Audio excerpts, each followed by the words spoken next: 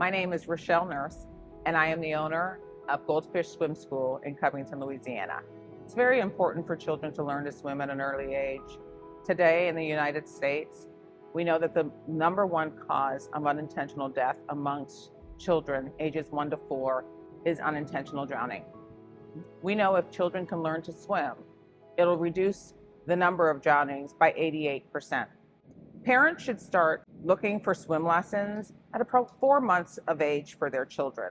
They want to be able to find a good place that has swim lessons where the children and the parents can get into the water together. We want the babies to be able to acknowledge and accept water on their face and putting their face into the water for the first time. We want those babies to be able to jump in the water for the first time and know securely that mom or dad or grandma is going to be catching them. The earlier they start, the safer they're going to be in the water.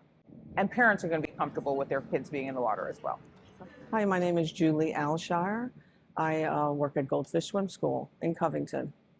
Parents can keep their children safe by getting them into lessons, getting them to be aware of what they need to do when they are around the water. Being present with their children, giving them those opportunities to learn how to be around the water. It's very important for the children to be aware of what they need to do in a pool, meaning going to the side of the pool for their safety, being aware of what's around them in the pool, to taking measures concerning the float items in a pool. That's not really a safety net for them. That's more of a crutch, that they're not truly learning how to be in the water, and they can easily move away from those. And then they're in a situation of, what do I do now? How do I get to it? And that's when accidents happen. But it all goes down to the parents, being in the water with them, giving them those opportunities to be able to help themselves by knowing what to do, by going through swim lessons, by knowing that if they're in trouble, they go to the wall or they go to their back. But needing all of those skills is what's really going to be helpful for those children. Swim lessons can build confidence in children. It will teach them how to be resilient while having fun. Many children feel very nervous when they start swim lessons. It's very important for them to be in structured classes where they learn to be confident in the water. Swim lessons helps to improve coordination, balance, as well as motor skills. It strengthens muscles and it increases their endurance. And it truly provides just a fantastic full body workout. You want children to learn skills in the water, such as how to float, how to flutter. This is going to help them with mastery. Swim lessons also allow kids to rely on their own power, and they learn how to overcome their fears. This all helps to build confidence. The American Academy of Pediatrics outlines that kids need to be safe. The #1 thing that we need to do is to ensure that all children in our community learn how to swim. The American Academy of Pediatrics also wants to ensure that our homes are safe. They want to make sure that if you have a pool at home, that there is a fence around that pool. We should have alarms on those fences. We also should make sure that when there's toys in that pool, that those toys are put away. Children have an affinity to try to find toys. And so it is very important that we make sure that there's nothing at the poolside that will entice a child to try to go into a pool. We also want to make sure that kids are taught and parents are taught about water safety. Parents need to know about the situations that their children are in around the water, meaning in the households with the bathtub and being aware of that. Outside, if you have a pool or little wading pools, all of those need to be contained so that the children cannot get into them on their own. When they are out there with them, parents need to be aware and be vigilant of their children when they are around water. They should always remember when they fall into the water unexpectedly is to turn, get to their wall, to kick, to use their arms, and to get onto their back. Skills are necessary for them to be able to help themselves, but those are the things that they need to do to help themselves, is to get onto that back, move towards that wall.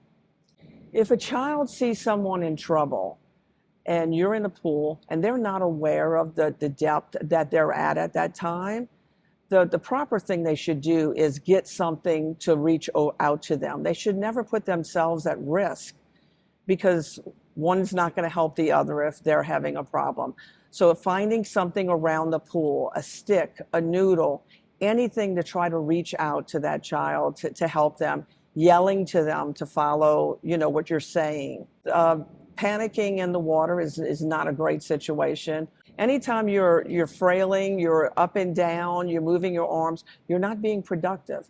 And the thing we teach in lessons is to put that face down and power that kick to the side. That is always their emergency helpful thing that they can do. If they're upset, that is always a bad thing in the water. Having the correct type of swimwear in colors is very important because the color of the bottom of the pool, if they're having a light colored swimsuit, you do not see it. You really do not. You need those bright pinks, orange, yellows, blues, fluorescent blues. Anything like that will help those lifeguards to be able to see that child under the water. Goggles is so important, especially for little children, because if the goggle is not properly fitting and water gets in their eyes, they come to a complete stop and they want to fix that. And that's when they normally get into trouble. And not only just the right kind of goggles and fit, but knowing how to put it on. One adult, one guardian should always be designated as that watcher, separated in times to give everyone a break. But it is so important to have someone watching those kids, and it is their job at that time and do nothing else. Things happen very quickly, and without that, someone watching them, things can happen. If you're going to have a party, hire a lifeguard.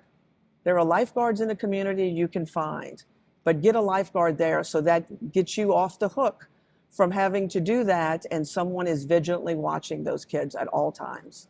Safety around the pool is very important whether you have a lifeguard or not. There are rules that you need to follow for your safety.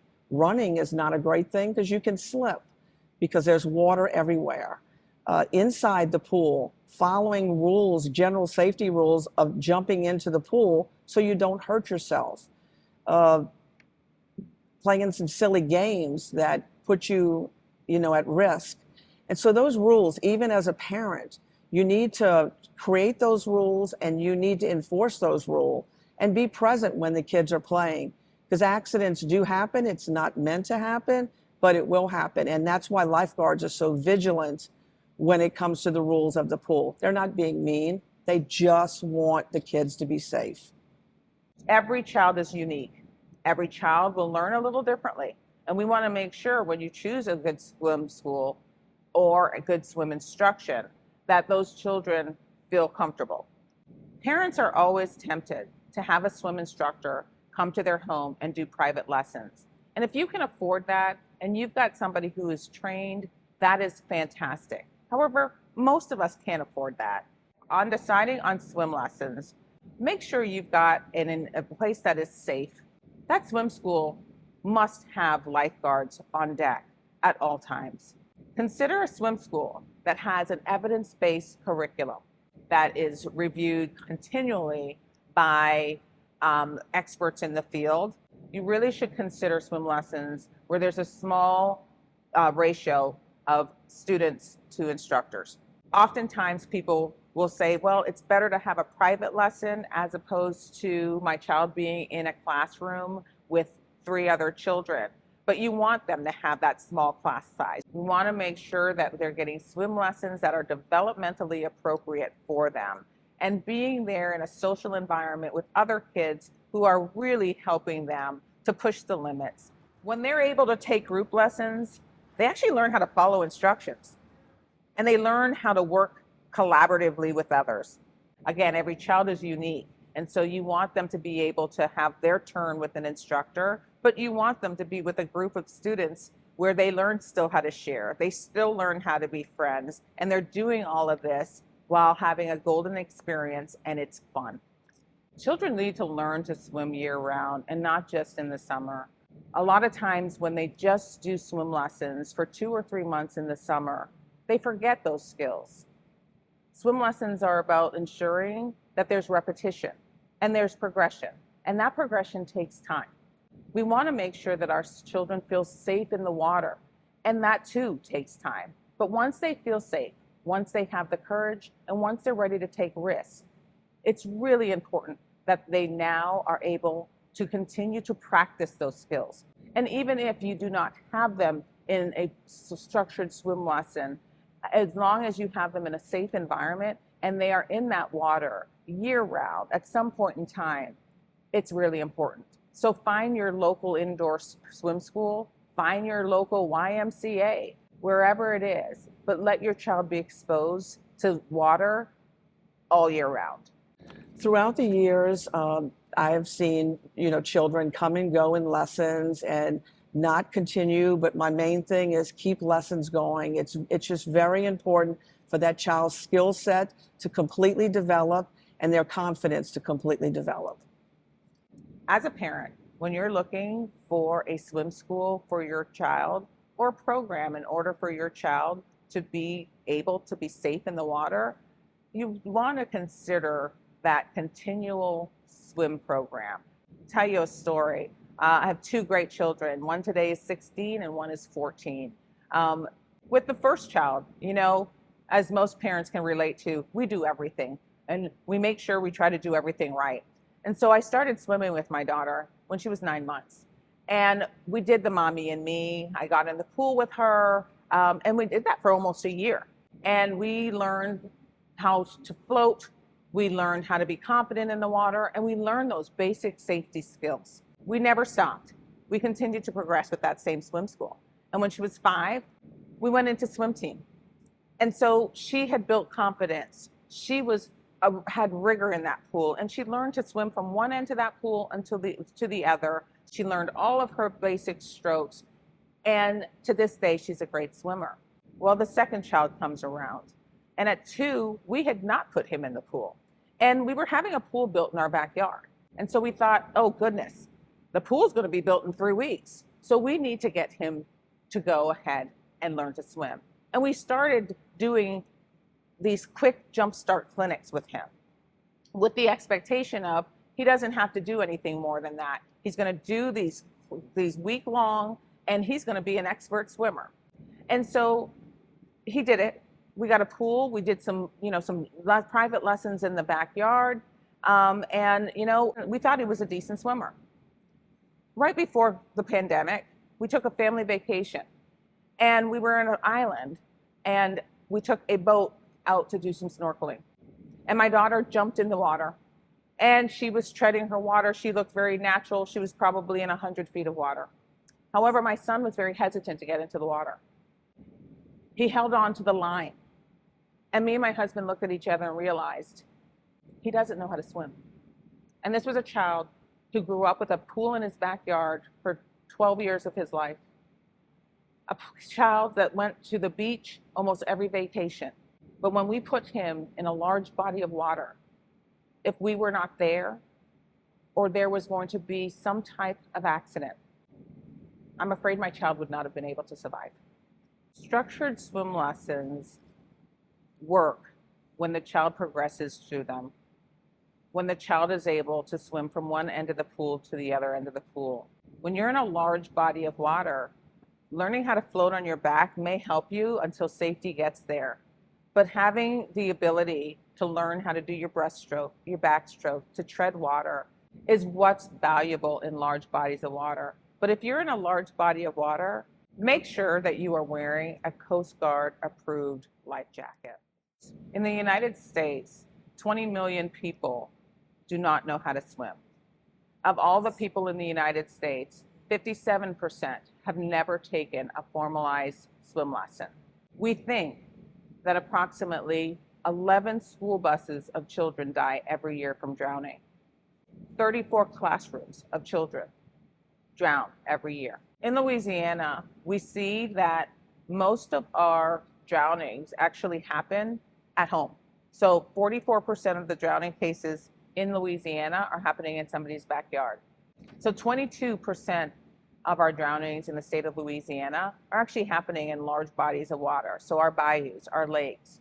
17% are happening in unknown places. This could be your bathtub at home, or it could be a bucket of water. It only takes a small amount of water and less than 30 seconds for a child to drown.